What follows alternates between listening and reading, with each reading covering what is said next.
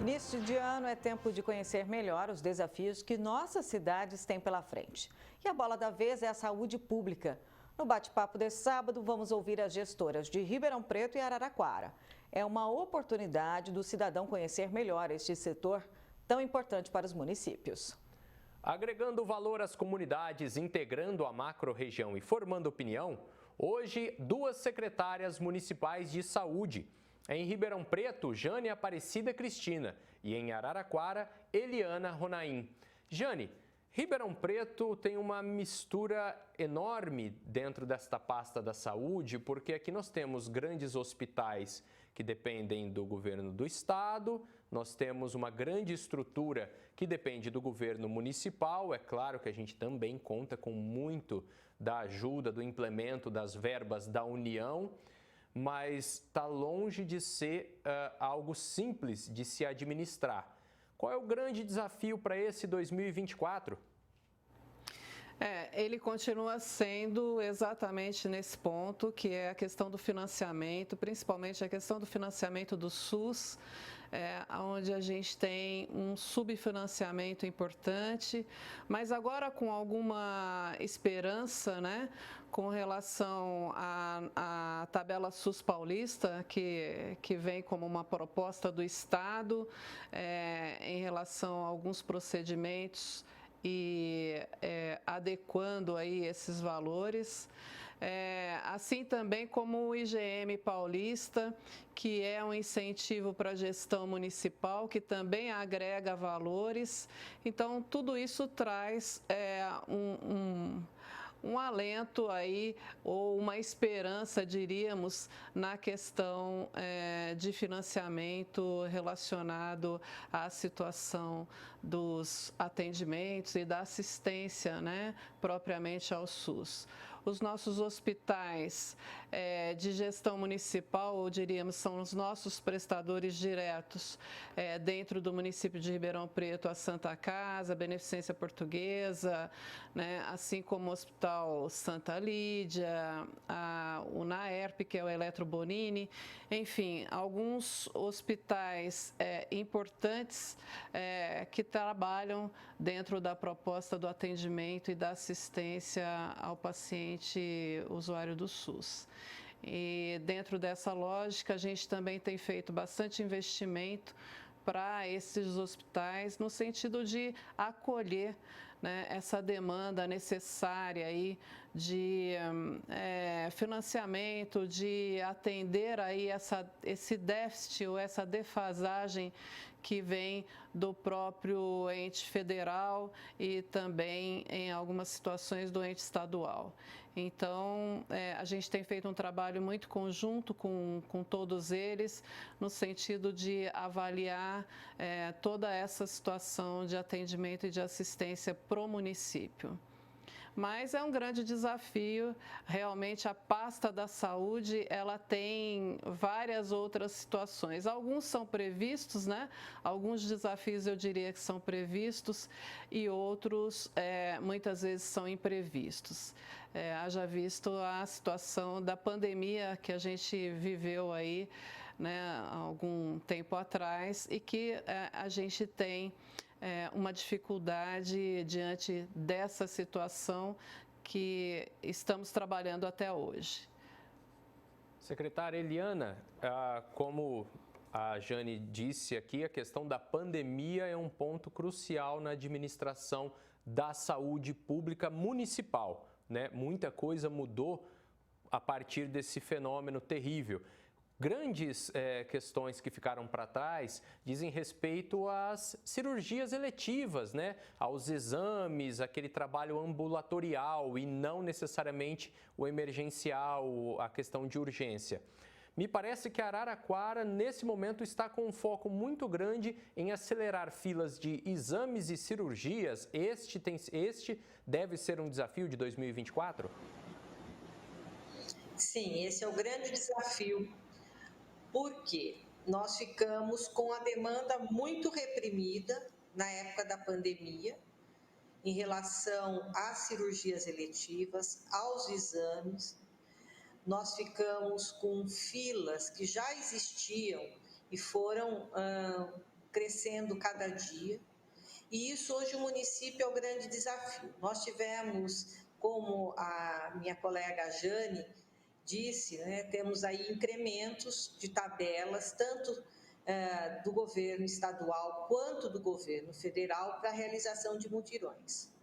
Fora isso, o município de Araraquara recebeu recursos, né, do Ministério da Saúde, em torno de 59.900.000 reais, para que pudesse dar conta desta demanda.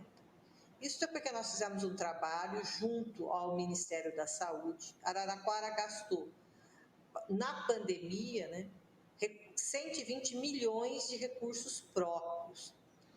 Muitos desses recursos estavam destinados, porque como a Jane também disse, nós temos um subfinanciamento da saúde e sobrecarrega muito, né, os recursos próprios dos municípios. Então, por conta disso, nós fizemos um trabalho junto ao Ministério da Saúde, conseguimos esse recurso.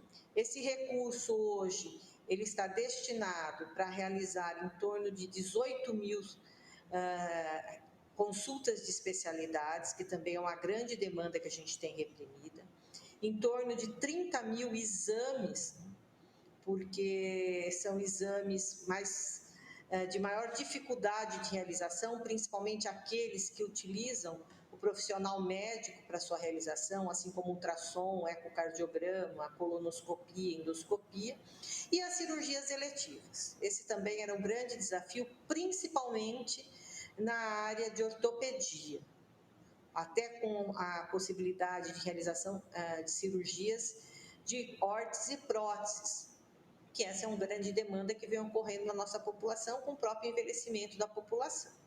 Então, nós estamos nesse início de 2024 com esse desafio de até a metade do ano, até junho, dar conta dessa demanda reprimida e também concomitantemente de dar vazão aos procedimentos que são originários diariamente. Então, é um grande desafio você dar conta daquilo que está reprimido e conseguir realizar as demandas que vão ocorrendo durante esse período também. Então, hoje, nós estamos muito focados nisso, já conseguimos realizar um grande número tanto de exames quanto de cirurgias, mas nós pretendemos e temos uma programação até junho de 2024 para dar conta dessa demanda. Jane, a gente sabe que a pasta da saúde ela é extremamente delicada porque ela deixa, sobretudo, o público atendido muito à flor da pele. Quem está com um paciente, quem está com um parente ou quem está dependendo de uma fila de atendimento, geralmente se estressa, fica bravo, etc. Às vezes com muita razão, mas com muita facilidade. A gente aqui no jornal é porta-voz dessas reclamações muitas vezes. Tanto que até mesmo quando a gente vai falar de algo bom da saúde, a gente fala sempre cheio de dedos para não machucar as pessoas que estão em situação delicada, né? Não ferir, de fato, ali os sentimentos de quem está numa situação mais vulnerável dentro da saúde pública. Só que a gente teve um implemento importante em Ribeirão Preto também com o ambulatório médico de especialidade, que é o AME. E aqui em Ribeirão Preto, a gente sempre teve um fenômeno de canalizar demais na saúde de urgência e emergência. Agora, com o AME vindo aí, e talvez a gente tenha outras unidades dessa, dá para a gente virar o canal, de repente investir mais em saúde de base para evitar justamente que a gente chegue em crises de saúde emergencial? Felipe, de fato, esse é o ponto, né?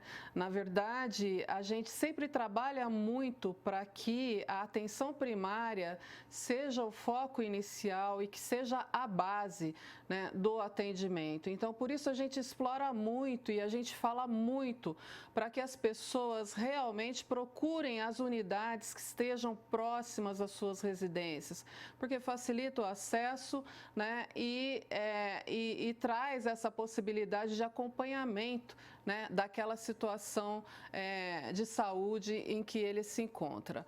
O AME, de um grande esforço do nosso prefeito Duarte Nogueira, ele vem com uma proposta exatamente para atender essas situações de gargalo que a gente tem não só em Ribeirão, mas na nossa região da média complexidade, né? Que são esses casos de especialidade, como disse a minha colega a Eliana, de fato realmente o gargalo, eu acredito que de todo o estado, enfim. E a gente buscou isso com muito empenho, com muita força, para que de fato conseguíssemos trazer aqui para Ribeirão uma unidade bonita, né? Uma unidade que de fato atendesse o que a região precisa. Então, ela vem com 26 especialidades para 4 salas de cirurgia, né? Vários exames aí que são colocados, como ressonância, tomografia, ultrassom e outros mais, para atender essa demanda que de fato é uma demanda grande. Então, a gente entende que o AME, o Ambulatório Médico de Especialidade, ele vem exatamente para atender essa dificuldade que hoje a gente encontra. É lógico que todas as pessoas que procuram uma unidade de saúde, seja ela qual for, ou seja no pronto atendimento, ou seja na unidade de atenção primária, na unidade básica de saúde, ela vem com uma necessidade, ela vai procurar porque de fato ela tem uma necessidade e ela precisa ser atendida. Então, de fato a saúde um ponto muito frágil, né? A gente trabalha com aquela situação onde as pessoas estão no extremo. Por quê? Porque a saúde aflige muito todo mundo, né? Ou ela vem com uma dor, ou ela vem com uma situação muito maior aí dentro deste contexto, que precisa ser investigado, que precisa ser tratado. Então, a gente entende que o AME ainda não está na sua plenitude, ele a construção, a obra, ela foi realizada pela Prefeitura de Ribeirão Preto. Entregamos isso e inauguramos esta obra agora no final desse ano, em dezembro. E ela está sendo gerenciada, operacionalizada pela Secretaria de Estado, porque ela atende a região do DRS 13, né, que são 26 municípios com Ribeirão Preto.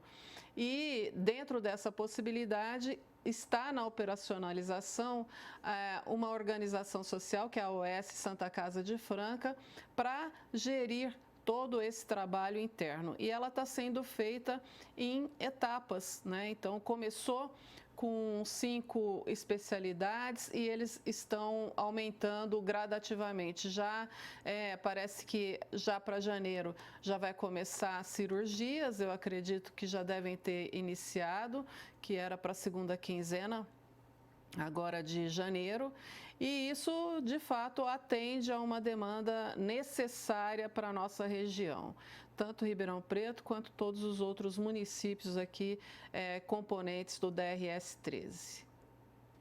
Eliana, uma questão que influencia muito na saúde é a crise econômica que o país vive. As pessoas estão cada vez mais em necessidade e um quesito que aflige todas as famílias é sustentar, às vezes, tratamento de saúde, sobretudo quando a gente diz com abastecimento de medicação, né? Medicamento que as pessoas precisam, um medicamento de alto custo, que vem, às vezes, do governo federal, às vezes do governo estadual, às vezes uma administração municipal. Como é que a senhora, como é que a pasta da saúde de Araraquara lida com essa situação? Bom, não existe, né, saúde sem medicamentos. Então, isso é extremamente importante. O Sistema Único de Saúde, ele tem isso muito bem organizado. Existem 3 blocos de financiamento de assistência farmacêutica. A primeira delas, né, é o bloco da atenção básica. O que é isso? É responsabilidade do município, existe uma coparticipação financeira do Estado e da União, que a gente tem que atender com medicamentos 80% daqueles problemas que incidem na nossa população. Então, isso é fundamental. O município ele tem aí, que a gente fala, uma relação municipal de medicamentos. Então, isso é uma realidade, o município se organiza de acordo com seus dados epidemiológicos e organiza essa lista que é revista sempre que houver necessidade, para atender a grande maioria dos problemas de saúde da população, que são hipertensão, diabetes, as dores, os processos inflamatórios, uma série de todas essas patologias, o pré-natal, uma série de coisas. Aí existe o quê? O segundo bloco de financiamento, que é um bloco financiado pelo Estado e pela União, que contempla o quê? Doenças que têm um custo maior os seus medicamentos, que é aí que entra o alto custo. Essa é uma grande crise, né, que acaba gerando e sobrando muito para os municípios. Por quê? A falta destes medicamentos são medicamentos que são padronizados para determinadas doenças, né, principalmente medicamentos oncológicos, medicamentos para doenças como Alzheimer, como hepatite C, uma série de outras doenças, um grupo muito grande que tem um custo muito alto. Na ausência do governo estadual conseguir fazer a compra desses medicamentos, e mesmo o governo federal, sobra para o ente mais próximo. Então, por isso que nós temos inúmeras ações judiciais. A grande movimentação de ações judiciais são por conta destes medicamentos, que são contemplados, mas não têm muitas vezes para distribuição, e outros que não preenchem o protocolo, mas têm o parecer que é necessário. Por exemplo, os oncológicos você utiliza por um período. Se você não tiver a resposta satisfatória para esse medicamento, o governo não vai continuar fornecendo. E aí vem o quê? A expectativa tanto do paciente, do médico, de ter uma prorrogação e uma resposta melhor com um tempo maior de utilização deste medicamento. E aí acabam surgindo as ações judiciais. Então, esse é um grande problema que a gente enfrenta. Nós temos também um terceiro bloco de financiamento da assistência farmacêutica, que é o estratégico, que ele é tão estratégico e tão fundamental para a população brasileira que o governo federal, ele próprio faz a sua aquisição, que são, nos casos, as vacinas, ou outro exemplo é o próprio coquetel da AIDS, tratamento de tuberculose, etc. e tal, que nem existe, né? As vacinas nós temos ainda, mas esses medicamentos, se você for na farmácia fazer aquisição, você não consegue. Então, o que você tem que fortalecer dentro do seu município é essa relação municipal de medicamentos. A manutenção dela não é fácil. A gente sabe que nós temos grandes dificuldades, muitas vezes, pelos preços desses medicamentos, as dificuldades nas licitações, nas entregas, mas é responsabilidade do município esta relação de medicamentos estar disponível para a população. Outro fator extremamente importante é que todo profissional que trabalhe dentro do serviço público, ele tem que conhecer aquilo que é disponível em medicamentos e fazer a prescrição de acordo com aquela relação municipal de medicamentos, ou com a relação estadual, quando for de alto custo, ou até quando for do estratégico. Esse é o grande desafio que a gente tem. Participaram do Jornal da Clube deste sábado as secretárias municipais de saúde de Ribeirão Preto, Jane Aparecida, e em Araraquara, Eliana Ronaim. Às duas, o nosso muito obrigado.